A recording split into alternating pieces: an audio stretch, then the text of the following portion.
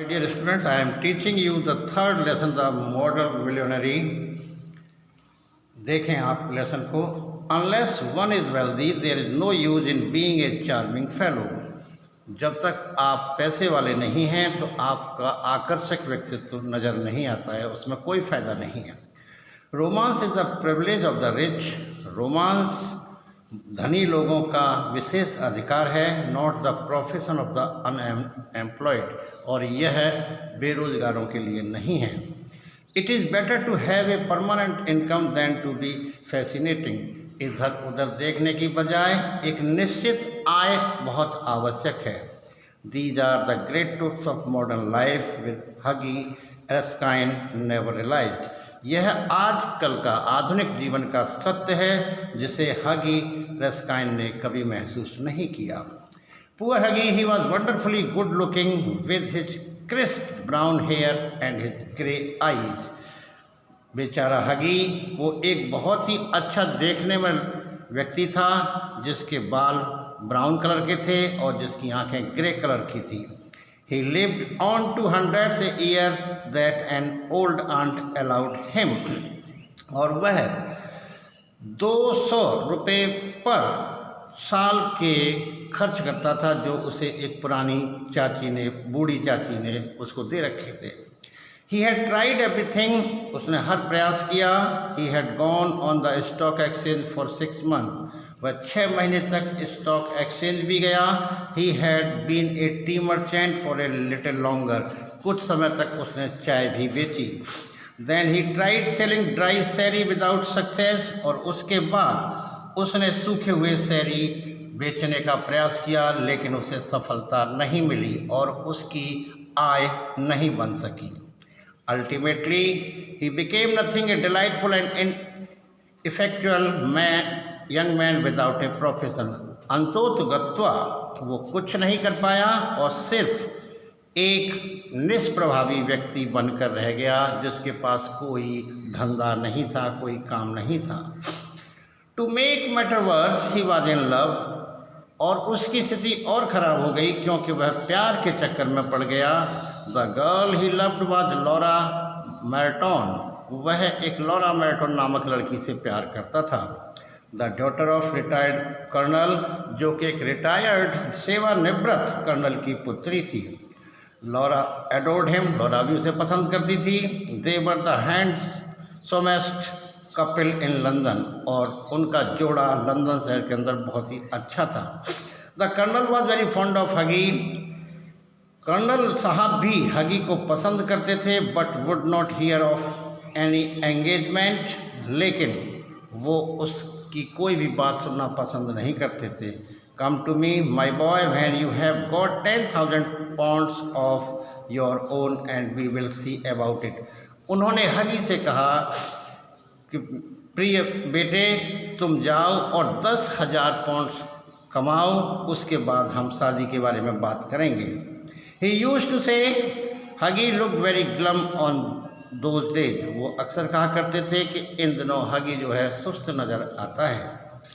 One morning as Hughie was on his way to Holland Park. एक दिन Hughie जब Holland Park जा रहा था, he dropped in to see a great friend of his Alan Trevor. वह अपने एक परम मित्र एलन ट्रेवर के पास गया. Trevor was a painter. और जो ट्रेवर था वो एक पेंटर था. When he took up the brush, he was a real master. जब वह अपना ब्रश उठाकर काम करता था तो वह बहुत ही कुशल नज़र आता था. He liked Huggy for his bright spirits and his generous, reckless nature and had given him the permanent entry to his studio. Huggy को उसका मित्र उसकी मस्ती भरी स्वभाव के लिए उसको बहुत पसंद करता था और उसने उसको किसी भी समय उसके स्टूडियो में प्रवेश करने की इजाज़त दे रखी थी. When Huggy came in, he found Trevor putting the finishing touches to a wonderful life-size picture of a beggar. जब हगी ने उसके स्टूडियो में प्रवेश किया उस समय ट्रेवर एक बहुत ही सुंदर तस्वीर बना रहा था जो कि भिखारी की थी. The beggar himself was standing on a raised platform in a corner of the studio. और जिस भिखारी की वह तस्वीर बना रहा था, वह भिखारी एक ऊंची सी जगह पर स्वयं ही स्टूडियो के कॉर्नर में खड़ा था. He was an old man. वह एक बुढ़ा आदमी था. With a face like wrinkled parchment and a most piteous expression. उसके चेहरे पर झुर्रियाँ थीं और उसके चेहरे पर बड़ी हीन भावना थी. Over his shoulder was flung a coarse brown cloak, all tears and tatters. उसके कंधे पर एक क्लॉक पड़ा हुआ था जो कत्थई रंग का था, जो फटा हुआ था. His thick boots were patched and cobbled. उसके जो बूट थे वो फटे हुए थे. With one hand he leaned on a rough stick. और वह एक हाथ से छड़ी के ऊपर झुका हुआ था. While with the other he held out his battered head for alms. और जब दूसरे हाथ से उसने अपने टोप को कटोरे के रूप में अपने हाथों में ले रखा था ताकि उसमें भीख मांग सके. What an amazing model, whispered Huggy as he shook hands with his friend. जब हगी ने ट्रेवर से हाथ मिलाया और कहा कि कितना शानदार मॉडल आप बना रहे हैं. An amazing model, shouted Trevor at the top of his voice. I should think so. Trevor बोला कि हाँ, वास्तव में ये बहुत ही शानदार मॉडल है. Such beggars as he are not to be met with every day. क्योंकि इस तरीके के भिखारी रोजाना हमें देखने को नहीं मिलते हैं. Poor old chap, said Huggy. हगी उससे बोला, हाउ मिजरेबल ही लुक्स, कि यह भिखारी कितना दयनीय नजर आता है. But I suppose to you painter is his face his fortune. लेकिन मेरे मित्र, मैं इसको देखता हूँ कि आप इसके भाग्य को इसके चेहरे में बदल देंगे. Certainly replied Trevor, you don't want a beggar to look happy, do you? निश्चित रूप से, क्या तुम ये नहीं चाहते हो कि भिखारी भी खुश नजर आए. How much does a model get for sitting? asked Huggy. हगी ने पूछा कि एक मॉडल फोटो खिंचवाने के लिए कितना पैसा लेता है. Is long an hour. Trevor ने उत्तर दिया कि जो भी मॉडल यहाँ पर आकर सामने बैठता है उसे एक शिलोंग 1 घंटे का मिलता है. And how much do you get for your picture, Alan? और तुम अपनी तस्वीर को कितने में बेचते हो. Oh, for this I get 2000 guineas. मैं इसके लिए 2000 गुनीज कमाता हूँ.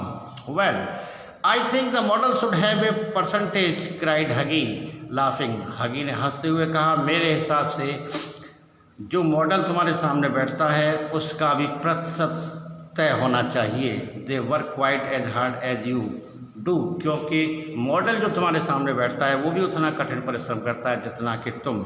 Nonsense, nonsense. Why, look at the trouble of laying on the paint alone and standing all day long at one easel. क्योंकि चित्रफलक के लिए वह व्यक्ति कितनी परेशानियां उठाता है और चुपचाप बैठा रहता है. After some time, the servant came in and told Trevor that the frame maker wanted to speak to him. कुछ समय के बाद ट्रेवर का नौकर अंदर आया और बोला कि फ्रेम बनाने वाला उससे बात करना चाहता है. Don't run away Hughie, he said as he went out. Trevor बाहर निकल कर गया और बोला, हगी तुम जाना नहीं. I will be back in a moment. मैं एक क्षण में अभी वापस आता हूँ.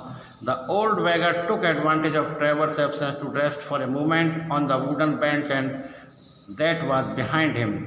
उस खाली समय में बुढ़ा भिखारी वहाँ पर पड़ी हुई एक बेंच पर बैठ गया.